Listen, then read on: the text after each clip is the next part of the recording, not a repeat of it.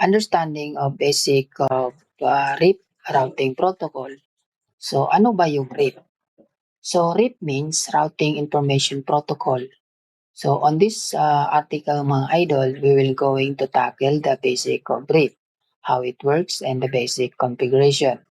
Again, the goal of this blog is para magkaroon tayo ng basic and fundamentals knowledge about Cisco networking. So especially sa CCNA. I always insist this understand the basic and fundamentals first the concept. So once you did that, sure na mas madali na ang mga advanced topic. Are you ready? So let's do this. Before we dive to the basic brief, let me give some brief summary about routing protocols para mas simple. So think about this. Sa transportation, meron tayong iba't ibang way para makarating sa ating destination. So let's say dito sa atin, meron tayong tricycle, jeep, bus, train, taxi, and others. Bawat means of transportation meron kanya-kanyang pros and cons. Meron kanya-kanyang advantage at disadvantages. So, pero ano ang main goal? Ang ihatid ang pasahero from one place to another. So, that's just it, di ba? Okay? So, sa routing protocols, meron din. So, parang ganun din. Iba't ibang means or ways of routing pero ang goal is to route the specific IP or network from source to destination. Ang mga routing protocols gaya ng RIP, EIGRP, OSPF, at BGP ay gaya din ng mga sasakyan na like jeep, bus, train, or taxi na ihahatid ang pasahero. So, data naman sa network, siyempre, alam nga naman na jeep din yun. So, mula sa kanyang pinanggagalingan, papunta sa kanyang pupuntahan. So, when we talk about routing protocols, it just different flavors of routing the traffic from source to destination. Alright? Malinaw ba mga chief? So I hope from that simple analogy, you get my point. Let's move on. Basic of RIP protocol. Sabi ko nga, ang RIP ay short term for Routing Information Protocol. Isa ito sa mga oldest distance routing protocols at karaniwan ginagamit sa mga maliliit na network. Simple at madali lang mag-configure ng RIP. Pero gaya nga ng analogy natin, meron tayong pros and cons compared sa ibang ways. Meron itong version 1, meron itong dalawang version pala. So, version 1 at saka version 2. So, ano ang pinagkaiba nila? So, unahin muna natin si version 1.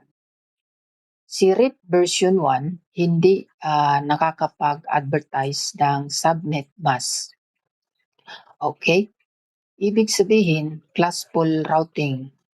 Broadcast ang ginagamit niya when sending route information to other RIP peers. So si RIP version 2 naman ay capable of advertising subnet mask. So classful routing at gumagamit ng multicast when sending routing updates.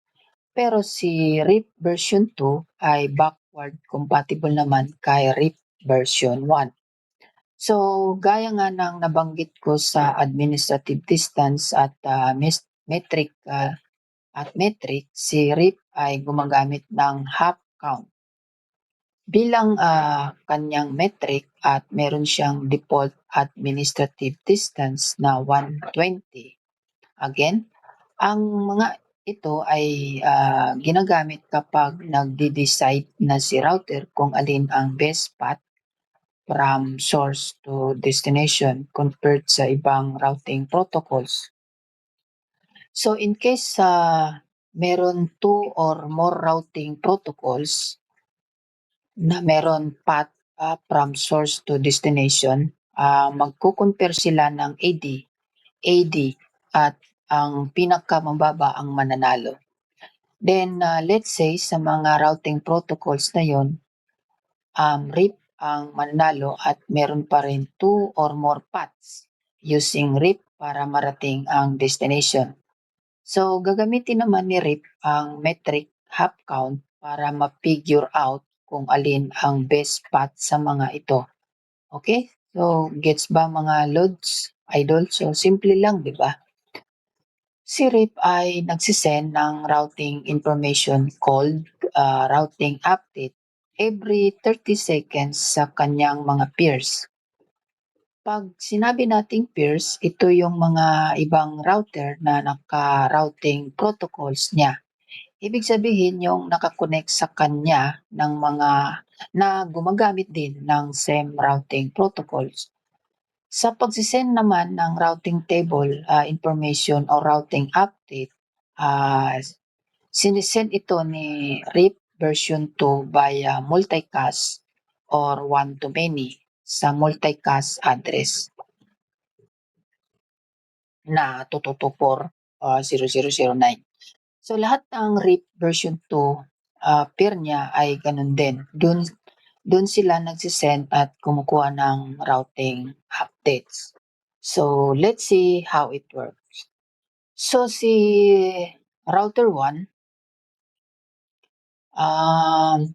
meron tayong directly connected na 111 1.1.1.0/24, tapos 220/24, then 333/24 naman.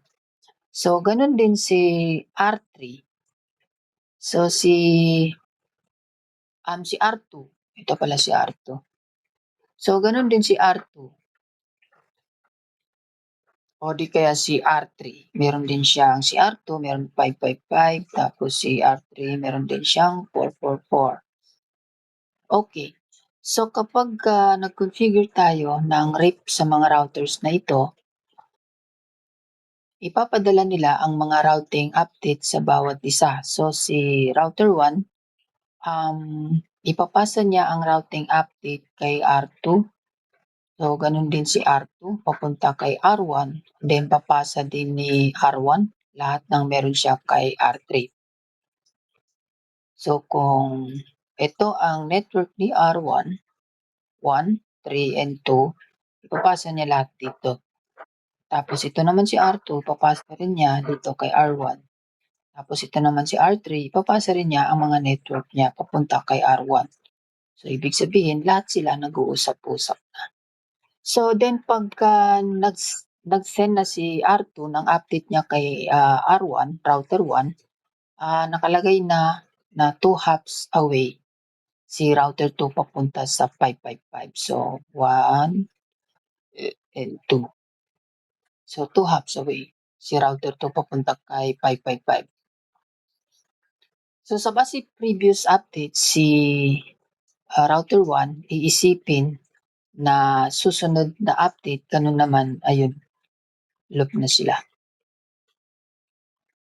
So remember, before, nabanggit natin sa RIP ang meron lamang maximum hop count na 15. So ibig sabihin 15 hops away lang ang neighbor or peer na nadidetect niya kapag ang route or peer ay pang 16 na, hop count na ay unreachable na ito. So ibig sabihin, hindi na maka-connect or hindi na ito ipapasa direct. So pakitandaan lang 'to mga idol.